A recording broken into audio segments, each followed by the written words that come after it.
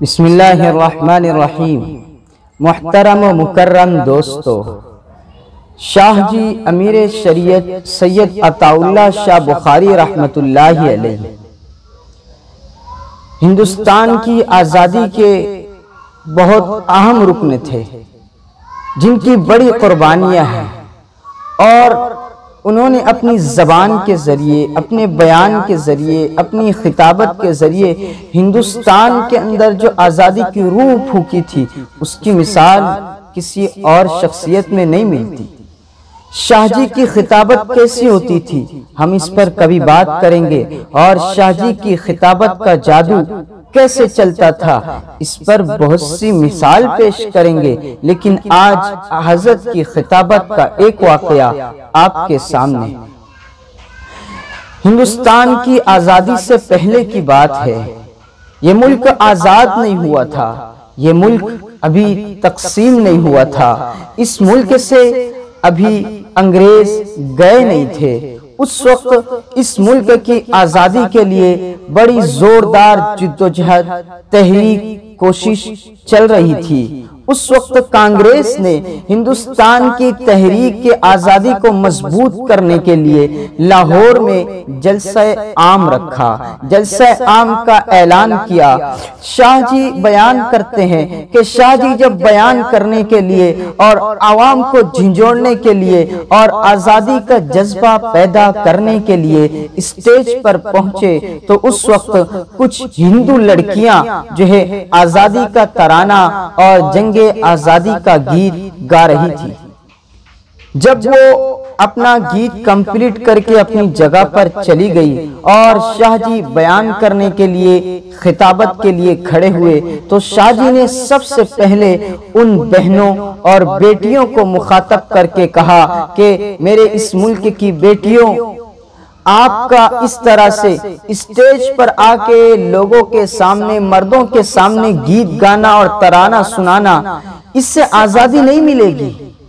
اگر آپ آزادی میں پارٹ لینا چاہتی ہے اور آپ اس ملک کی آزادی کی خاطر کچھ تڑپ رکھتی ہے اور کچھ کرنا چاہتی ہے، تو میں تمہیں کام بتاتا ہوں، وہ جا کر کرو۔ تم مسلمان بہنوں کے پاس جاؤ، تم ہماری مسلم بیٹیوں کے پاس جاؤ اور ان سے کہو کہ اس ملک کی آزادی کے لیے ہم ساتھ مل کر کام کریں گے۔ ان کے اندر آزادی کی روح پیدا کرو، ان کے اندر آزادی کی روح ڈال کر انہیں بیدار کرو۔ جب یہ ہماری مسلم بہنیں بھی تمہارے ساتھ کھڑی ہو جائے گی، تو یہ اپنے شوہروں، اپنے بیٹوں، اپنے بھائیوں، اپنے والد و اپنے باپوں کو کہیں گی کہ جاؤ، آزادی کی خاطر اس ملک کو آزاد کرانے کے لیے، اس ملک کی عزت کی خاطر، انسانیت کی بلندی کی خاطر اپنی جان کی بازی لگا دو، شہادت کا درجہ حاصل کر لو، لوٹ کر نہ آؤ۔ ہم ماتم نہیں کریں گے تمہاری شہادت پر، بلکہ ہم اپنا سر فخر سے بلند کریں گے، اور سر بلند کر کے جو ہے لوگوں کے سامنے کہیں گے کہ ہمارا بھائی جو ہے اس ملک کی خاطر شہید ہوا، اس ملک کی آزادی کے خاطر، ہندوستان کو آزاد کرانے کے لیے، انگریزوں سے اس ملک کو چھڑانے کے لیے ہم نے اپنے باپ دادا، اپنے بچوں کی قربانی دی ہے۔ جاؤ، کرنا ہے تو یہ کرو۔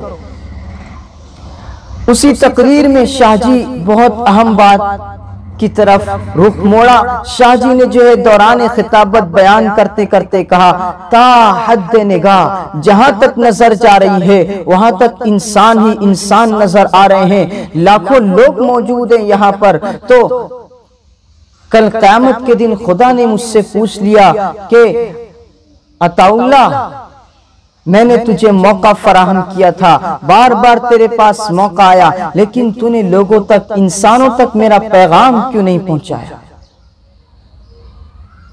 تو آج میں آپ کے سامنے جو ہے اپنا خدا کی طرف سے عطا کردہ پیغام پہنچانا چاہتا ہوں۔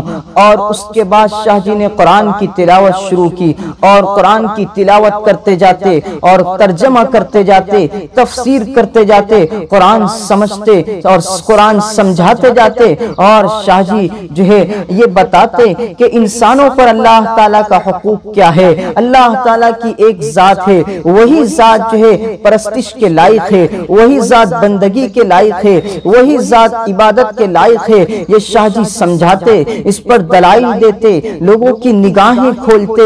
شاہ جی یہ بیان کر رہے تھے، اور وہ مجمع کیا تھا، ہندو مسلم سکھ سب کے سب موجود تھے، اور پورا مجمع شاہ جی 2 گھنٹے تک قرآن پڑھتے رہے، ترجمہ کرتے رہے، تفسیر کرتے رہے، اور لوگوں کو ان کی زندگی کا اصل مقصد سمجھاتے رہے، اور پورا کا پورا مجمع جو ہے پوری شوق سے لگن سے سنتا رہا۔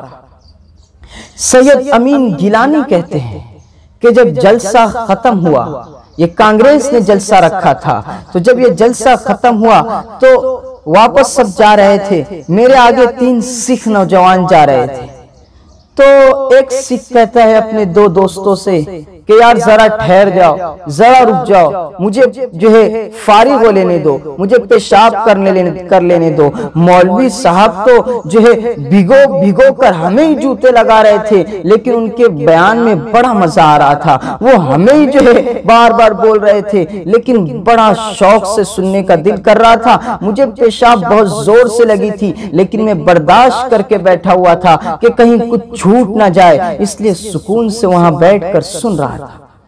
تو یہ ہمارے اکابر تھے جن کے نام آج ہم لیتے ہیں اور جن پر ہم فخر کرتے ہیں۔ تو آج اس ہندوستان کے اندر یہی ضرورت ہے کہ ہم انسانوں تک، انسانوں کے لیے اللہ تعالیٰ کا حقوق کیا، اللہ تعالیٰ کے حقوق کیا ہے، ہماری ذمہ داری کیا ہے، انسان کا مقصد کیا ہے، یہ فریضہ ادا کرنا اس وقت ہم پر بہت ضروری ہے۔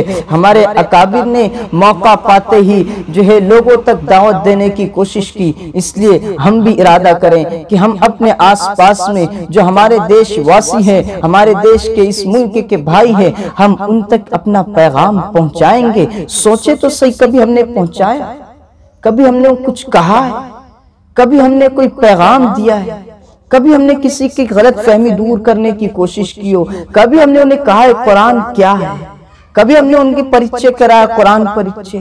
کبھی ہم نے محمد صلی اللہ علیہ وسلم کی ذات کا پریچے کرایا انہیں؟ کبھی سمجھایا کہ اسلام ہے کیا؟